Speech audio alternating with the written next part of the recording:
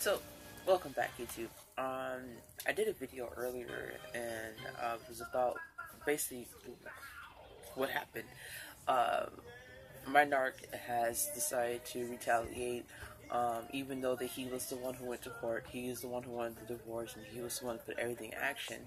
Now I'm getting the revenge because he feels that he shouldn't have to be put in the situation that he caused, and basically lied and said that he had paid the rent, which we have a court order to prevent these things from happening, and didn't pay the rent. And the thing is, like, all these things could have been avoided, but this is part of that damaging, self-destructive revenge that's part of their cycle. Not only was this could have been prevented, I could have paid the rent at one point, but we worked to another situation where I would pay all the bills that all of a sudden he could not pay, and he would just take on the rent. Even me being nice and trying to compromise, it still was a setup for this destruction and mayhem. After sitting down and trying to process what had happened, and what's going to be the actions that are going to take place now, it's really hard because,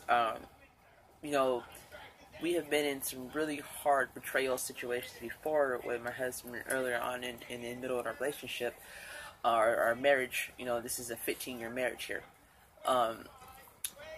It's left us with no resources or with no family or no friends because this man is so toxic. No one wants anything to do with anything, and this before I even knew that was the reason why. I didn't find out why our relationships with friends and family and co-workers were just dissolved was because of the actions that he was doing behind my back until literally maybe a year and a half ago. A lot of people were just afraid to say anything. Some things were so damaging that they couldn't speak on, and they thought I was a part of it. This is part of the defamation of character. People are saying all kinds of things about you that weren't true, and now that the light has shined on a lot of these things, people are coming forth. But what's still discerning and hard to deal with is the people that knew the truth all the time and still did nothing or said nothing, are the people that know the truth and then want to attack you in a way to reflect it because they didn't step up to the conflict or something, or attack you because you spoke out and don't want to do or take the abuse anymore. These are those really hard things to deal with when you're in a crisis situation, especially when you are the victim of the abuse. I don't technically see myself as the victim. I see my children as the victim because if I play the victim role or even take that on, that means I'm defeated, and I never want to be defeated. I have, even when I wasn't aware of what was going on and trying to understand, and just in the middle of this haze for the first, maybe 7 years of our marriage, I never felt like the victim. And even after, when I realized what was going on, I still never felt like the victim, because being a victim means that you allowed something to be taken away from you. And I'm not going to do that. Another hard thing that I have to deal with today is I had to ask for help. And I asked for help on my social media, not just to get attention, and I didn't ask for financial help. I asked for resource help. And because I'm at the point where there's nothing else for me to do. We've already been to court. I've already did all the other steps before we even got here, trying to reconcile, going to counseling, talking to friends, getting mediators, asking family, everything from when we were homeless before, going to shelters, getting assistance, and it's all so much chaos, and then some. It didn't help any of the situation whatsoever. But I wanted to see the anybody else having avenues that I had not tried, because right now I'm at the end of my wits. There's nothing else I can do until we go back to court and see what happens then, and then that's not really looking too reassuring, because even with this in place, this man just don't want to do it. Just don't want to do it. And so it's weird. It's one of those situations this man's willing to cost his freedom at this point just to be spiteful, vengeful, and try to hurt. He's really going to self-destruct himself. It's sad, because he's a low-level narc, and they don't understand how to keep the process going for them. But immediately I got attacked. And not even openly. People emailed me and tried to act like they didn't even see the video and all kind of things like that. And the attack was, how could I do that to Maurice, or that's my husband, Maurice Hudson. How could I smear his bad name, and never mentioned him once. It was just like, I need help. This is a situation that's going on, and if any of my friends or family have resources that can help. Okay? How could I say such thing? It's my fault because I didn't want to work it out, or I never gave it a chance. Like, still, people are really honest and visibly seeing that those things had already took place. Two of them was a part in the middle of trying to help the situation of reconciling. Like, how can you say that and you knew everything? So those are the kind of things that, like, I come to expect after so long of dealing with the situation, but I still have a problem trying to comprehend, like, like, how does the manipulation get so far deep rooted in people's brains even after they see it? I can understand for people that are directly in the mix, that this person is attacking every day, like me and my children. I can understand how we can't see through it, because it's like became normal, and we've been trained and to process and to think this is everyday life. But for them, you guys are an outside stater for what it is, and you guys are just nuts. You guys are almost just as crazy, and it just. And even like a couple were saying, like, yeah, we knew about this and we saw that, but how can you do him this way? I'm like, you just literally told me that you knew this man was openly having an affair, but how can I do this man this way? What did I do wrong? Like, no, that's insanity there. But anyway, I came back because after I had processed everything, I realized two things. One, this man just really wanted a reaction, and I really didn't give it. Even though that I did get to an emotional state for me of, there was some slight tears and me being slightly emotionally disturbed when I'm speaking to everyone, like in the video before this. That's pretty much as far as I got, and that's mostly because I had to see it in my children's face, and that's what makes me emotional.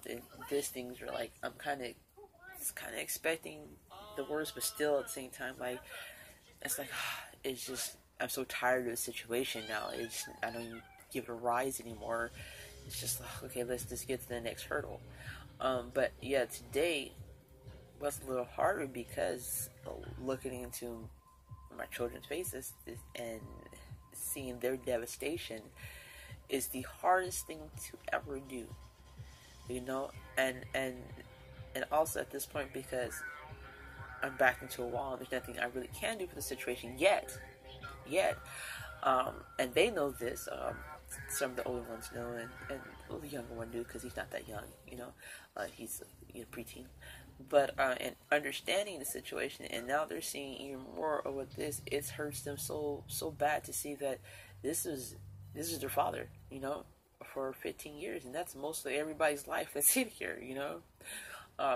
Even my older two.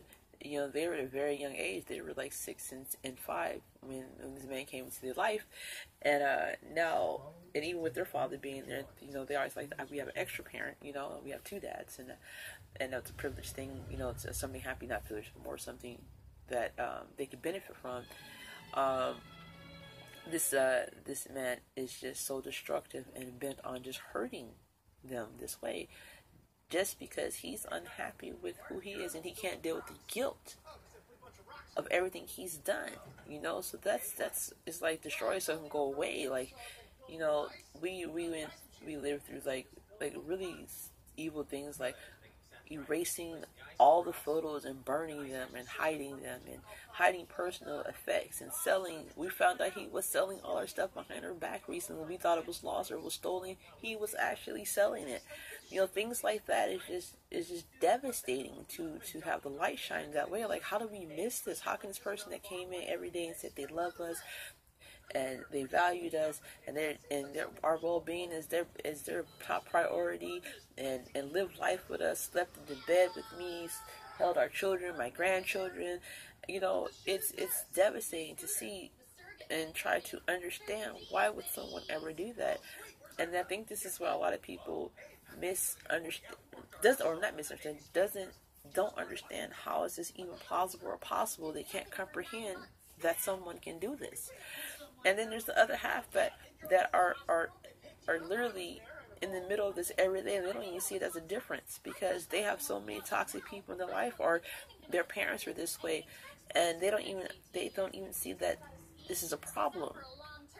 And then we have the ones that are seriously abused every day and accept this as normal, are afraid to speak up because they know what the ramification is when you do speak up. And that's the other thing. Speaking up and fighting for yourself is hard. It's hard. There's nothing to describe that, because you get such a backlash from everyone, not just including the narc that you're fighting or trying to survive from. Everybody around you attacks you, and it just becomes like you start to doubt yourself. You start to doubt, maybe I am crazy. You go through all these ranges of emotions, but it's just really hard to. At one point, it's hard to fight everyone else than the narcissist itself, and that's by design. That was set up that way. This man or this woman did that shit to you or other victim that way, just so that can happen. It's so deep rooted and it's crazy, and that's why people can't comprehend how bad this is. You know, it's something that honestly, no, my fight against this only begun 5 years ago. And that seems like a long time, but not when you're dealing with a narc, and not when one has been in your life so long, and not when there's so much damage there. The fight for the last 5 years was so hard because it was literally, my mind just broke one day. It was so much going on, so much chaos, and I couldn't make head to toe to anything. My children were telling me one thing, my friends were telling me one thing, my husband's telling me another thing, and I'm looking like, but none of this is the reality of what's actually going on. Everything was chaos. This man had sabotaged every single thing there was, and my mind just broke. I just stopped. I literally just had to stop. I remember the day it happened. I was at work, and a former friend of mine, because of the situation, just told me one day in the middle of an argument, this person doesn't give a shit about you. And it was in the middle of the argument. It was said out of anger. At the same time, this was your friend too, and you were supporting everything he did, anything. And then when it hit me, when he said those words, I literally punched this person and said, yeah, I know, but what am I supposed to do at this point? I'm trapped, and I need help. And that was the first person I told I needed help. And you know, that person shut me off right after that. And then years later, he said, I got a Facebook message, was, I didn't know how to help you, and I still don't. I'm sorry. And we don't ever talk. But there's like many of those involved, and there's like many friends that do understand, and a lot that really don't. And some are starting to ask questions now and trying to understand, because they're starting to see it for what it is. And a lot of them that have stepped away are so damaged for the relationship they had with this person that they're scared to even touch it or come back in because of their safety. And I got a couple of those reaching out. It's like, please don't tell this person, but I know what you're going through and I understand, but I don't want anything else to do with this person, but know that you're right and you're safe, and or try to get safe now that you're gone, and stay safe. And it's so hard because it's right now I have to be here. I can't take my children anywhere because we're doing the court thing until everything gets solved, and I can't move away, so I'm like still in the middle of the abuse. And even with a stranger, this doesn't do anything for this man, because this man thinks he's above the law. He thinks he's God. He thinks that whatever his perception of life is what's going on, and you just can't get around it. And this is what makes most victims go crazy, or fall into deep depression. And I've been there. I've been in the deep depression. I stayed there for almost 3.5 years. It was just in the last 2.5 years, not even 2.5 years, a year and a half, that I was able to like pull myself out. And a lot of people didn't even understand what was going on, because I had to stay strong for my children as much as possible. And to have their world break any more than what they were having to deal with already, just it wasn't an option. Even though I knew that I wasn't well enough, strong enough to defeat this person at this time, but I had to make sure that they stayed away from all the craziness as possible and divert everything. And then, for the last 5 years, I literally spent 5 years diverting chaos from other people and the people I love and the people that we work with and friendships and things, so we can just function till I can get to that point. And that was really draining. I mean, my health got so bad just from the stress. I remember there's a few times that I had to take medicine for anxiety, and Valium was prescribed to me several times because my nerves were so shot to the point where my body was so stressed. My heart had got bad, and my kidneys started to shut down. A lot of people don't understand the ramifications of the mental torture it takes on your body. Not to mention weight gain and the weight loss, and then just everything you possibly could think of happens in this point. You just go through all these changes. And then when I was finally strong enough to go no more and get away, somehow my compassion for this person made me weak again and let him back in, because I decided to reconcile 2 years ago. And that's when I decided to take on the experiment. And a lot of you guys followed me when I did this. And the thing was, after he left the first time, well, not even the first time, he actually left, and I was able to escape and get better. I had already started a year and a half before that going to school for psychology. I had to learn. I had to understand. I didn't understand my children at one point, so I started taking child psychology, and completed that. And that's like, I'm just gonna go all the way. And I did it in the open. I did it online. I went to school every day. It was so crazy, because this is when I really started to see how destructive and non-caring and how absent this man was. I was literally going to school every day, and this man had no idea. Even me telling, hey, I'm going to school. I signed up for school. Can I have the money for school? He was just gave no fucks given, because I was doing something, and they never registered. Even when online, and when I paid for my online classes, one of those classes was $4,000, and since he had it was so displaced what was going on, he just didn't care. And I was like, wow, there's nothing like that even registered on this man. Or if he did knew and really understood, he just was making the biggest point not to acknowledge the situation. So either way, it's sick, So anyway, I started going to school for that, and I started to learn, and I started to understand the personality disorders, what they were, and even more so understand when my child psychologist told him, because my son was tormented so bad. At one point, he had a psychosis himself, and we had to go get help for him. And even when my son telling us this is his stepfather was doing this, it just didn't make sense. And until the middle of one of our sessions, the psychologist looked at us and said, Mr. Hudson, you have a severe personality disorder. I cannot even finish this section, and we have to address this. He said, has anyone ever told you this? And at that point, a bell went off. I was like, what the heck? And then it was without my son in the room, actually, and I wish he was there, because that would have been a change from where he was at, and I could have understood things more, but we was here now.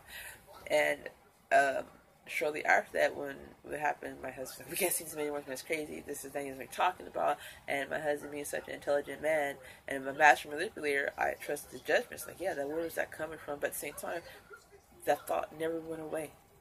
And then I started to so when I got ready to make my plan to get better, and I started to take school on, that was my first interest. Let me learn everything about that. And lo and behold, oh my gosh, I remember the first year I had made it to school, and I just happened to get a teacher that specializes in personalized order. I remember I stopped talking for a year, and all I did was observe. And a lot of people, and now you hear me saying, oh my gosh, that's what was going on. I barely spoke. If anything, I just listened. Yeah. At the most she goes, how you doing? Hey, good to see you. And it's quiet. And then is because my brain had to take everything to process and understood what was going on. And it was this turning point. I understood, and I was like, oh my gosh, I can't believe that I didn't see this. I can't believe that this is what this is, and how this person is going to be for the rest of their lives. And but I also understood who I was, and understood the things that I did, and technically I have a same personality disorder, but less severe, because I was able to have boundaries for myself a long time ago. And this was also was so disoriented on this, because like, how can anybody that has ever been treated a certain way and so hurt ever do this to someone else? And that's the part of this disorder I really don't understand, because knowing what I know and the person I am and how I was, and understanding what this is like, why would you reflect that back out? And that's the mystery to me. That's me. Hopefully I figure that out for myself, because this is where I'm at on that. But a couple of years later, the more and more understanding, this is how I started the experiment when I came back. I was like, okay, so now I'm going to document everything that happened, because I have to see it play out for itself. I really want to learn. I want to see how in-depth this got. But a big part of me, because I have so much empathy, really trusted when this person said they had got help. And literally, to me, changed. It's not he changed, he learned. They learned, they had a new level. While he was gone, he learned how to manipulate in a whole new different way. He knew exactly, he studied. And then that's the thing that I learned. You know, when they're gone, they leave all kinds of evidence down around. And I started reading everything he was writing. He plotted the whole thing. And he learned, he talks about how he learned how to read emotions, and how he went through my Instagrams and Facebooks to know how I would react. You know, I have a very logical narc at the same time, and he's very precise in what he does. And it's always surprised me how sloppy and destructive self-destructive he can be, and not come on top, because he's so smart. So, as I'm taking this on and I'm watching it, a big part of me is still thinking like, okay, well, maybe this person really has changed. But every day there was a million things that proved that wrong. And I started to write them down, and I started to just exert and let it play out. And then, you know, 2 months in, I'm in the, okay, we're gonna not let this happen. We're gonna address this situation, because I know, I was like, I gotta provoke the narc and see where we're at. So straight face answers coming like, okay, why is this happening? This is not okay behavior, you know. And then the uplifting with the, no, we're not gonna take this. But for a while that really did work. But until one day he had to test the waters really good, and he caught me on a bad day, and I broke. He decided to lie to my son in my face, and then say something really disrespectful. And I had already reached a line where I was so under the fight or flight, I would never let this man hurt my children again. Called him on, and the argument happened. And in that argument, it wasn't an argument. I remember just telling him, no, this is never going to happen again. No, you will never do this again. No, you can never be. So the no was an injury over and over and over and over to the narc. And then I broke him. He was out for revenge so hard. Not only because I had said no, because I had said no and demeaned him in front of his son. Even though it was something I was supposed to do. Because you were totally in the wrong. Not even a little bit of the doubt, just 100% wrong. I couldn't believe it that this never even happened. I couldn't even believe he would touch this approach with his son. Those injuries stuck so hard, and I start seeing the setup for the revenge. Now, in the middle of all of this, there's still a lot of good, and there's still a lot of actual real progress. But because he still wants the same motive, you know. And then we got past this. Even after the revenge started, he even made a tone for the revenge. It's like, well, I was just mad. This is what I thought I needed to do. And I was trying to work through a different way. And actually there was some real glimpses of real struggle and real remorse, which is also one of the things that keep me wondering how far gone is this person and why, because there is. And since I've known him for so long, I can now honestly say I know the difference between the two. And there is some moments that they are genuine and real because they feel safe enough to let that out sometimes, you know. Um, those are the moments that got me to have compassion and keep trying to work with the situation. But I guess somewhere in there I hit another injury somewhere. And I think I remember where it was too when I was saying I told him no about going too fast in a relationship that wasn't I wasn't ready to really build on. Like we were starting to build a future again, even though we were still romantically back in and everything. But he wanted to open a business, and I wanted to open a business, and I told him, you know, I didn't trust him enough yet, and that's when we got to the super revenge because he felt that, oh, my game was not working on her. Let me really do her in here, and or she's seeing too much of the truth of who I really am. And oh boy, did I get it. And this led up to where we are today. From that moment on, he had literally planned out every move of destruction and literally was keeping a record. And I didn't know. He had put the fucking game face on so clean. I had never seen this part of him before. I had never even seen him. I should have known it was too good. It was too perfect, you know? And I really thought that was going on. So I got played again.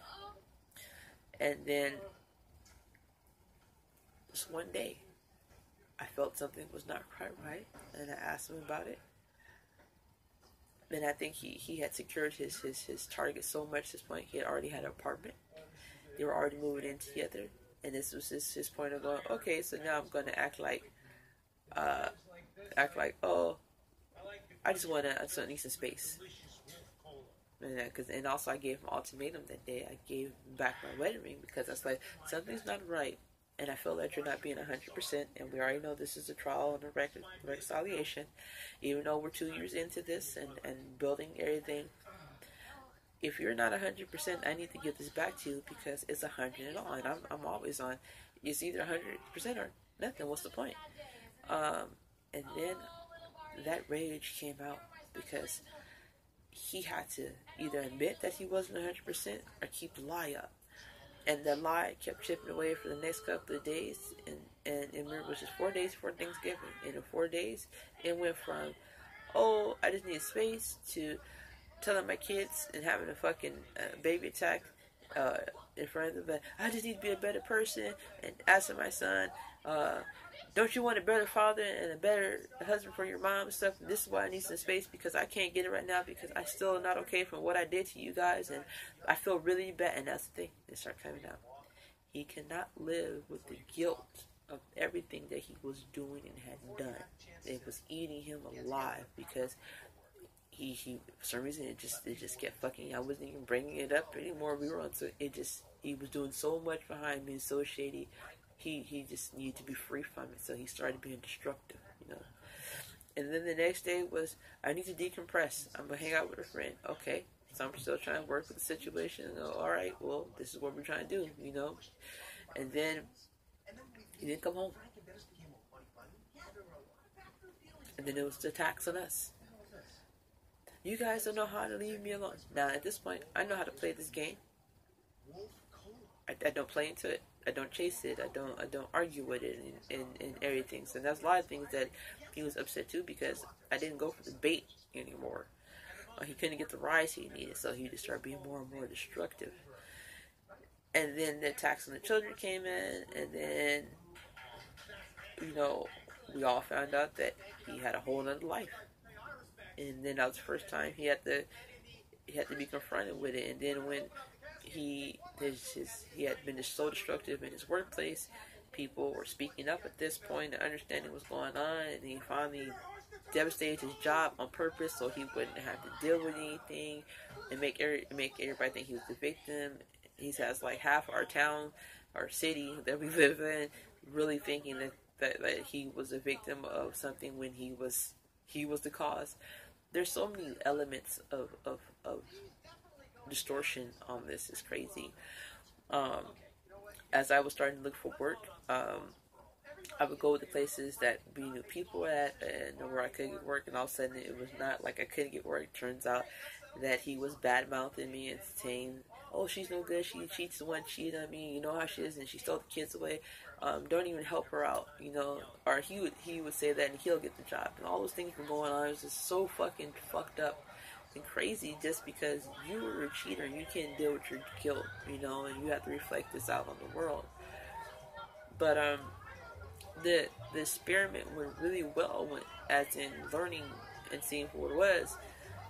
But there was a small part of me when, I guess you can say, the breakup and his discard in his head went down, because right after that, I went through a emotional response that I wasn't expecting.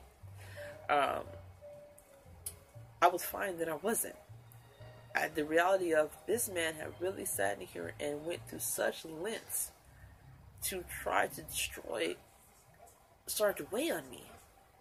And then weighing what's going to happen next, and understanding the cycle of destruction that was coming, sat really heavy with me.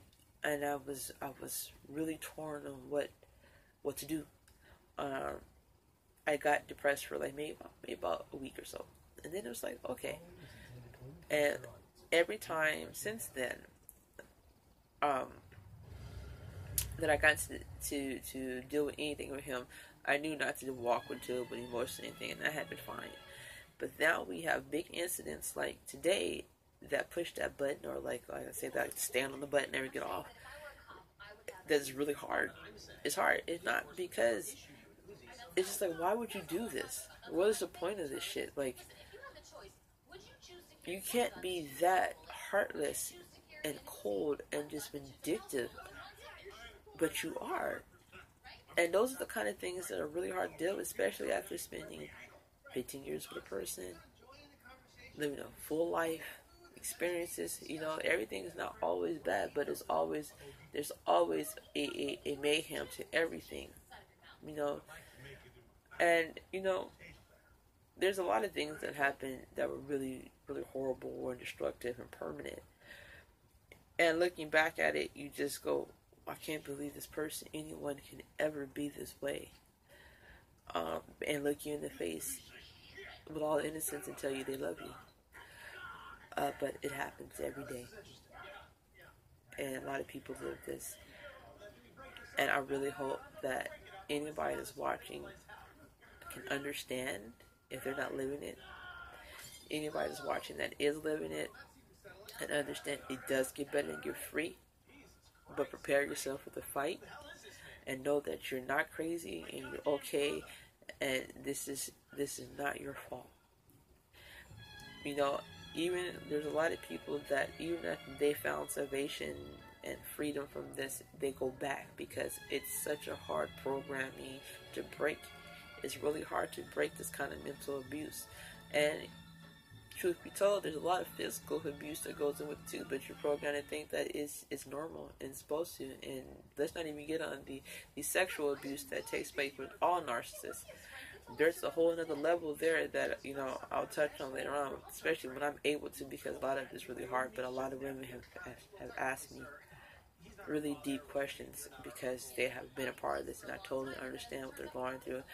And it's those are kind of even hard to overcome.